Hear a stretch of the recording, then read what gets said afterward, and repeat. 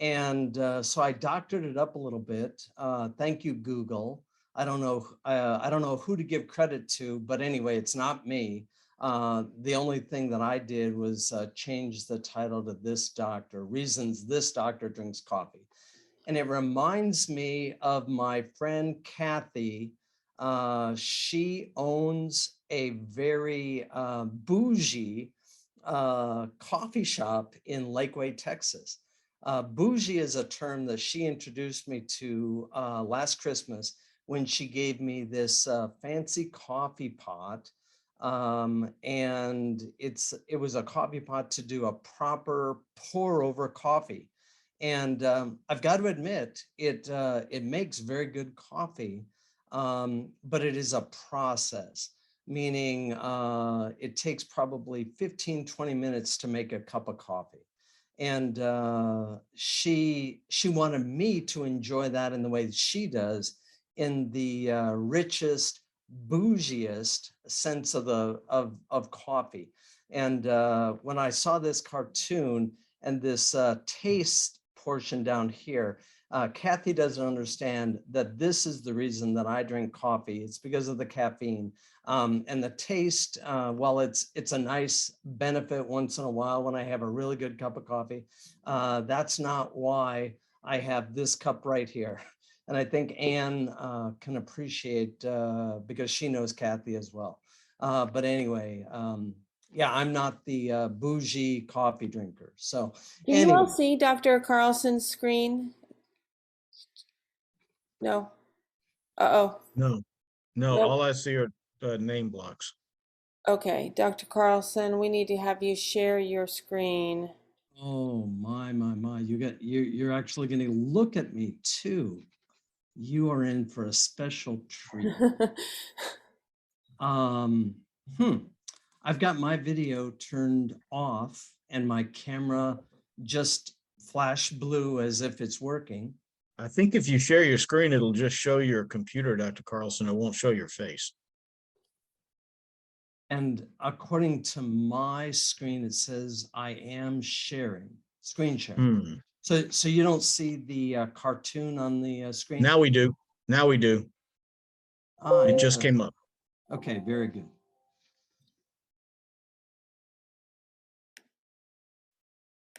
Okay, so now everybody can appreciate the cartoon perhaps.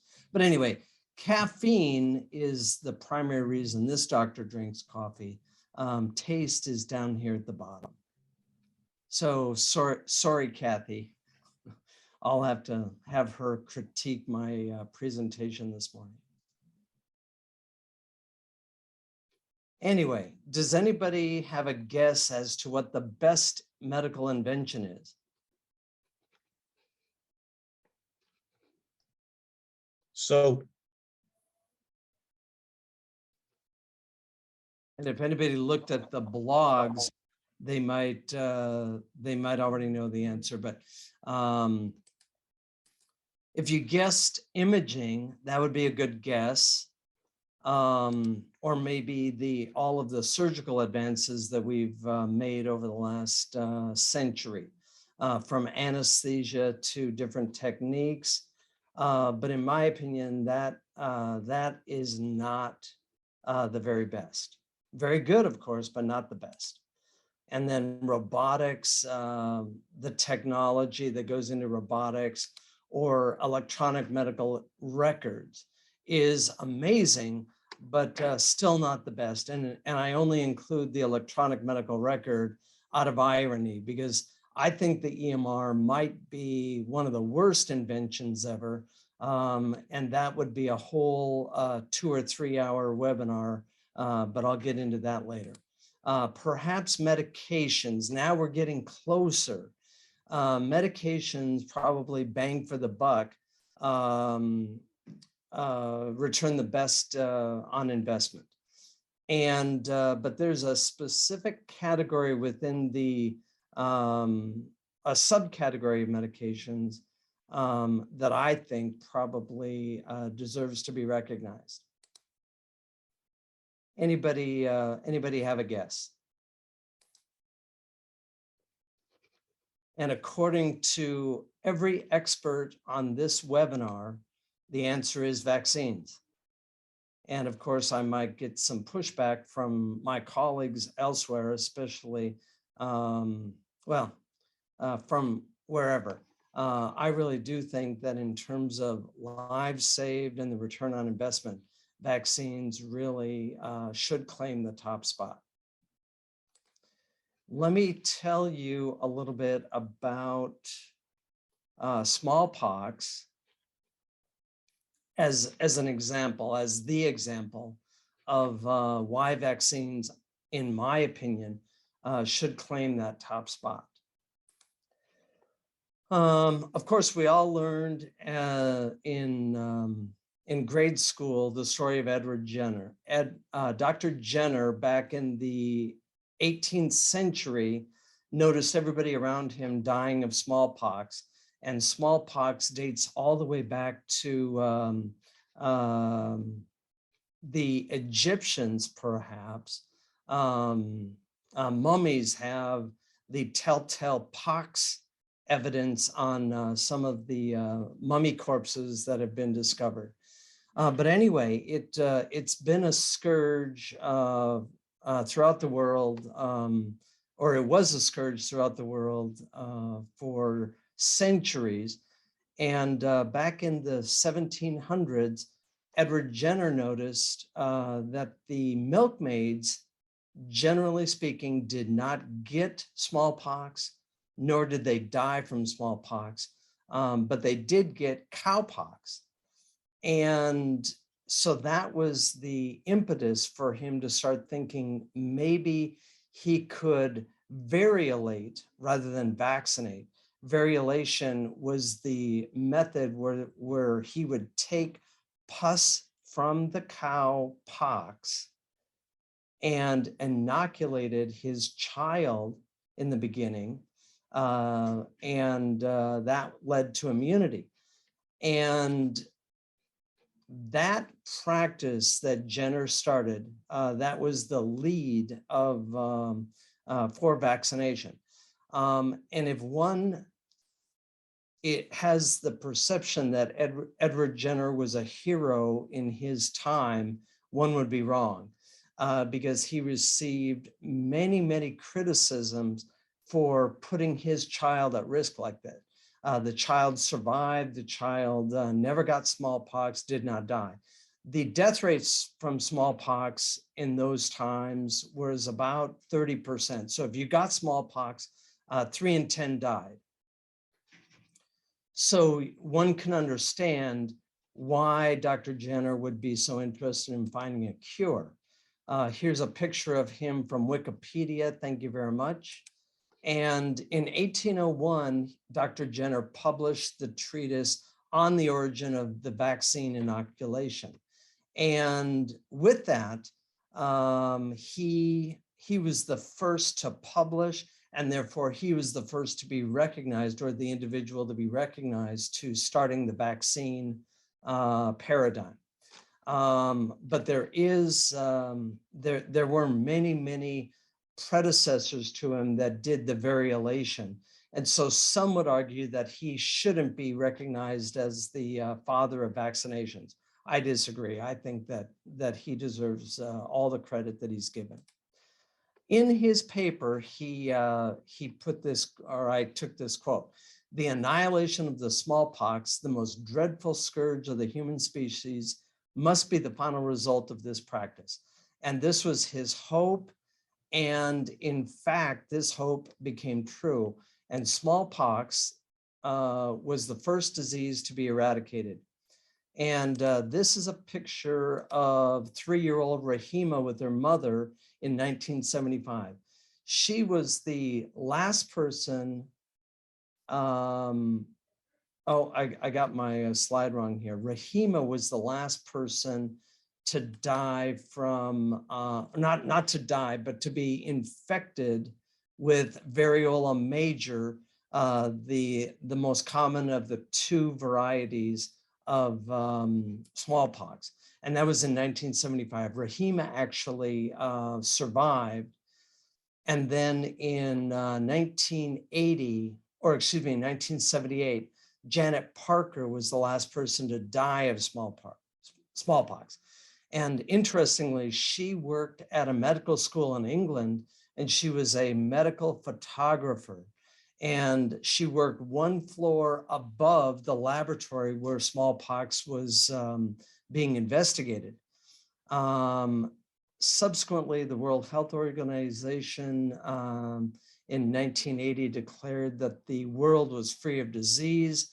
If you were born before 1972, you probably were vaccinated against smallpox, but the last individuals in the US to be vaccinated was in 1972.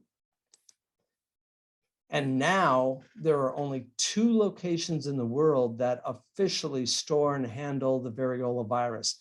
And they are World Health Organization supervision centers. One is in Atlanta at the CDC, and the second is the Vector Institute in Russia. And so theoretically, those are the only 2 sites in the world where smallpox is present. And my reading is that if we ever would see smallpox again, it would only be the result of bioterrorism or an accident from the laboratory. And so I think smallpox is an excellent example of the validity of my claim as vaccines being the #1 invention in medical history. And here we see a partial list, only a partial list of the different vaccinations that physicians and epidemiologists around the world have in our doctor bag to help prevent disease. And many of these diseases are largely foreign to us. I'll point out polio. For any of us who are 60, 70 or older, we might remember iron lungs, and back in the 40s and 50s, hospital wards full of individuals who were suffering from the consequences of polio. And so not only do we not have to worry about that any longer, I think last year there were only maybe 5 or 10, somewhere in that range, cases worldwide of polio. And so not only the saving of lives, but the saving of morbidity, expanding our health spans, not only our lifespans, is a big part of the legacy that is associated with vaccines.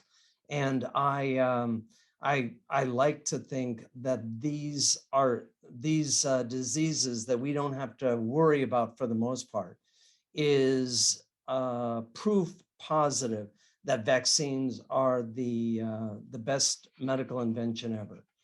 And so anyway, I don't have anything more about the best medical inventions didactically. I'll open it up to questions if anybody has any. Hey, Dr. Carlson, Corey, since we're talking about vaccines, I have a 5-year-old and a 3-year-old, and I know you don't do pediatrics, but what do you think on the COVID vaccine for kids? I mean, it terrifies me, but like, I don't know enough about that kind of stuff to, know what's safe. Yeah, and Corey, thanks for that question. I do have many thoughts about it.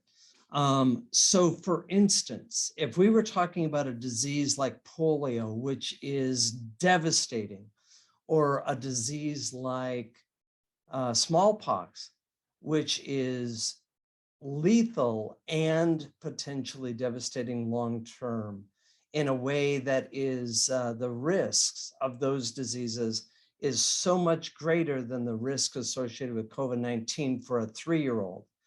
There would be no question in my mind that we should vaccinate a 3-year-old or a 5-year-old against smallpox and or polio. Well, in the case of polio, yes, smallpox, no, because smallpox has been eradicated. But in those diseases where the risks are so much greater, I would absolutely do it. And also in these diseases listed and the vaccines listed on the screen right now, I would absolutely encourage a 3-year-old or a 5-year-old to get those vaccinations, because not only are the risks greater from these diseases than COVID-19 for that age population, but we have had more time to study and understand the long-term consequences of these vaccines. And so for a 3-year-old getting COVID-19 vaccination, I'm going to put a question mark on there. If I had a 3-year-old right now, I would probably wait. I do have 13-year-old twins and a 14-year-old, and all 3 of them wanted to get vaccinated. And so when the vaccines became available and approved for them, I went ahead and agreed to them getting vaccinated. At the same time, I told them, I tried to explain to them this risk-benefit analysis.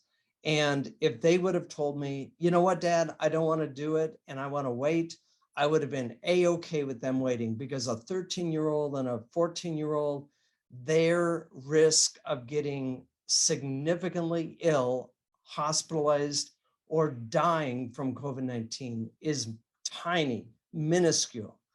And so, in my opinion, for this age category, this very, very young cohort, I don't believe that vaccination is necessary. If you want to do it, I'm not going to oppose, but for a 3-year-old and 5-year-old, Corey, if you told me you're not going to get them vaccinated, I would say more power to you. I have no reason to disagree with that decision. The risks and benefits, in my opinion, are not fully known yet for that cohort, for these vaccines that we have available today. Yeah, and you're spot on, because my 5-year-old got it, and then he gave it to the 3-year-old, and the 3-year-old showed less symptoms than the 5-year-old. And so I was like, what's the point of vaccinating him? I don't want him to grow 7 fingers when he's 30, you know, I mean, you know, so that's my word. Sorry, Brian. Hey, Dr. Carlson, I had 2 things. One, did you, and I apologize if you already mentioned this, did you happen to read the John Hopkins study that just came out with respect to COVID-19? They were talking about it this morning on the radio, and the in support of natural immunity versus vaccinated immunity in COVID-19. Brian, no, I haven't heard of that. Before you share what they reported, let me predict. They're gonna, or I predict that the study revealed that natural immunity, the immunity that Corey's 3-year-old and 5-year-old now have, is better than the immunity that we achieve through vaccination for COVID-19. Well, once again, you have proven to be the great expert that you are, and you are exactly correct that the natural immunity conferred equal to or greater immunity over an extended period of time than the vaccinated did. And this is a very recent study of a rather large cohort of patients. So maybe you'll have time to look at that and see and give us your thoughts. And then I also, did you discuss the COVID vaccine on childbearing women and the risks associated with that, and what they've seen with women being affected, not losing their menses and things like that, not being able to have children, or increase in miscarriages for pregnant women? I have not discussed that, but I've got to look at the clock here. Interestingly enough, Dr. Malone was being interviewed. You know Dr. Malone? Yeah. the virologist. Yep. He was being interviewed by Candace Owens now. Okay. Um, So yeah, maybe after I exit, maybe Anne could put that reference up on the screen for everybody. But let me just take a moment to talk about that female fertility history associated with COVID-19. And I haven't heard Dr. Malone recently on this, but I did see him discuss this maybe a year ago. When the vaccines first came out against COVID-19, there was, of course, the urgency from a public health standpoint to get these out quicker. And we did talk about why that happened last week, meaning the risk was unknown, but the concern was that so many of us are at risk, and we wanted to bring that down. So the FDA short-circuited some of the regulation, meaning they didn't require for emergency use authorization as much of the long-term data surrounding the COVID-19 vaccines as they normally would because of the urgency of the situation. I fully agree with that decision. It was very appropriate. Some of the early safety signals, safety signal being a concern, meaning some of the information that initially came out of the vaccines for COVID-19 revealed evidence that there was increased immunologic activity in ovaries of childbearing females in their childbearing years. And that finding was a big question mark. Why is that happening? And that issue was one of the things that has largely been put to rest, meaning additional safety evaluation has been done, and based upon, and I haven't seen Dr. Malone updating any of this. So if Candace Owens and he said something different, I apologize for perpetrating fake news. But Dr. Malone at that time explained how that safety signal was largely put to rest, and the data that was released about that, of course, that was real news that was buried on page 27 of the New York Times, where the concerns were put way up at the front page above the crease. And so everybody started worrying about this, and then that worry kept going. And my understanding, and Brian, if Dr. Malone disagrees with this now, but my understanding is that this issue regarding fertility in childbearing females has largely been put to rest. Dr. Carlson, Well, you have. Oh, sorry. Go ahead. I was going to go. I was just going to respond to his question. That's all. No, he is still, in fact, very concerned about women in childbearing age taking the vaccine, and I guess you and I can talk offline, and I can send you those podcast references. It's a two-part thing with her, and it was very interesting to listen to, because he's certainly on top of things with that, being the guy who invented mRNA vaccines. Yeah, and and I'll be interested to dive into this.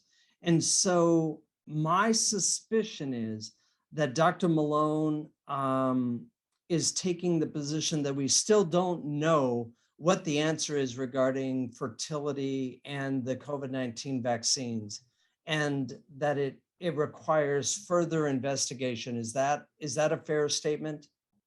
Yes, Dr. Carlson. Okay. Yep. And so the ongoing work surrounding this will certainly be interesting to see as we go forward.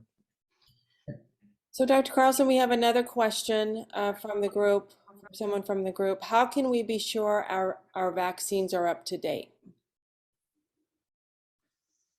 Yeah, that's a good question. How do we ensure that our immunity is still good? And we're facing this around COVID-19 because, of course, the initial benefit that we saw with COVID-19 has waned with time. Each one of these diseases that the vaccine works against is a little bit different in terms of the vaccine-induced immunity. And so it's going to vary from disease to disease. So for instance, the very bottom disease, whooping cough, pertussis, we realize that when you get a pertussis vaccine as part of DTP, the immunity does wane over time. And then because of some of the vaccine fears that were created by a fraudulent physician by the name of Dr. Wakefield. Remember that name. He did more harm to public health and medicine than I think any other fraudulent physician or scientist in the history of the world. He started the, he didn't start it, but he added so much fuel to the fire of the anti-vaccination crowd that he needs to be roundly condemned every time issues like this come up. But the whooping cough example is one where, because of parents being concerned about the risks of vaccinating their kids, many of the enough children didn't receive the pertussis vaccination, so that pertussis has made a comeback, meaning the herd immunity that we achieved as a nation, as a world, has waned over time because so many of us haven't been vaccinated against it because of these unfounded fears that Dr. Wakefield perpetrated upon us. And now pertussis is something that most of us should get a booster in order to avoid the disease. And fascinating, or interestingly enough, one of my patients who is in her 90s, her daughter recently had whooping cough or pertussis. And of course, she was treated, and as a prevention, I treated my patient to prevent her from getting pertussis. And fortunately, she didn't get it. If anybody has ever seen whooping cough, and unfortunately I have, out of the list here, I've only seen chickenpox, COVID-19, hepatitis A and B, HPV, and pneumococcal disease, and whooping cough. But if you've ever seen somebody with whooping cough, especially a child, you will recognize that you don't want this disease. The coughing can go on forever and ever. And so anyway, each individual disease has to be assessed differently in terms of an individual's immunity. And so if you are worried about this, bring it up with your doctor and ask them. And I think this is a very appropriate question for all of us to ask our physicians when we go in for our annual checkups. Should I get a booster for any of these vaccines that I've had? And the one that I can tell you almost all of us needs a booster if we haven't had it within the last decade is the pertussis or whooping cough vaccination. That's a long answer to a simple question. All right. I do have one question. It's like I had a question, but Dr. Carlson kind of answered it. So my question, I guess, evolves or is around the lines of smallpox has been pretty much eradicated, but there could be a time when we would need boosters for something like that too? Because right now they say that you had your 2 COVID shots, but now you're not fully vaccinated until you've had a booster. So this process could go on for a couple decades until it is wiped out, but if we slack off, it could come back. So these viruses or most of these diseases are viruses. Exceptions, pneumococcal, meningococcal disease. However, each disease in terms of the herd immunity that's achieved and our ability to either eliminate or eradicate the disease is going to be different. Excuse me. There is one other disease that the World Health Organization believes has been eradicated. Smallpox #1, and the second one, I can't even say it, even though I just read about it yesterday. The second disease is I believe it's a parasitic worm disease that you get it in jungle countries or the tropical countries. And those are the only 2 diseases that have been eradicated. Many of these diseases have been largely eliminated, like polio, meaning there are only a handful, maybe a dozen or somewhere in that range, cases naturally every year. And so those diseases that are largely eliminated could make a comeback, but it's unlikely. And so with smallpox, I made the comment earlier that if we saw a case of, quote, naturally occurring smallpox, if any one of us would come down with smallpox, the CDC would consider that a case of bioterrorism, because as far as we know, over the last 40 years, the only place that the virus has been identified is in those repository laboratories. Initially, there were 4 of them back in 1980 when the World Health Organization declared smallpox the first disease eradicated. And then it went down to 2 sites, the one in Atlanta and the one in Russia. Those 2 sites are the only sites that we know of where the variola virus is located. So again, it's going to be very individual as to if and or when these diseases are considered eliminated and or eradicated. A disease like influenza and or COVID-19, I believe the proper epidemiologic way to describe both of these diseases right now is that these are endemic.